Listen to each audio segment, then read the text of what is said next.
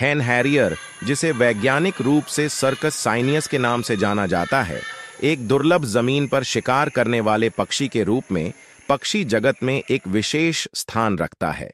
इसका अस्तित्व यूरेशिया के विशाल विस्तार से जुड़ा हुआ है, जहां यह प्रजनन करता है और सर्दियों के दौरान यह दक्षिणी यूरोप और समशीतोष्ण एशिया के कुछ हिस्सों सहित अधिक दक्षिणी क्षेत्रों में स्थानांतरित हो जाता है।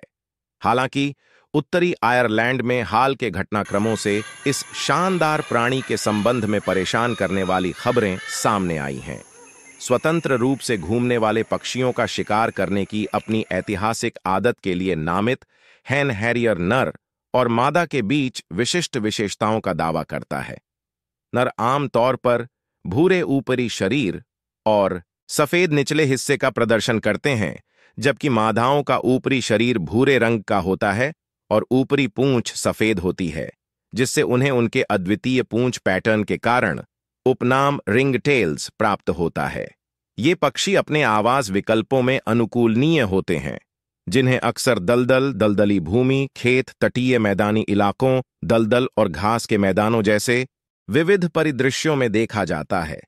जबकि हैन हैरियर अपने एकांत स्वभाव के लिए जाने जाते हैं, वे कभी-कभी सर्दियों के दौरान सामुदायिक बसेरों में इकट्ठा होते हैं और मर्लिन और मार्श हैरियर जैसी अन्य पक्षी प्रजातियों के साथ घुल मिल जाते हैं।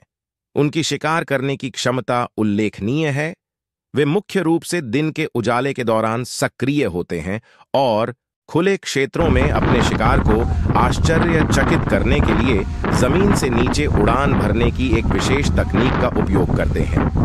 मांसाहारी के रूप में हैन हैरियर का आहार विविध होता है। वे स्तनधारियों, छोटे पक्षियों और कभी-कभी सरीसृपों, उभयचरों और कीड़ों का शिकार करते हैं। यहां तक कि उन्हें अपनी सीमा के भीतर चमगादड़ों का शिकार करते हुए भी देखा गया है, जो जीविका हासिल करने में उनकी अनुकूलनशीलता और संसाधनशीलता का प्रदर्शन करते हैं।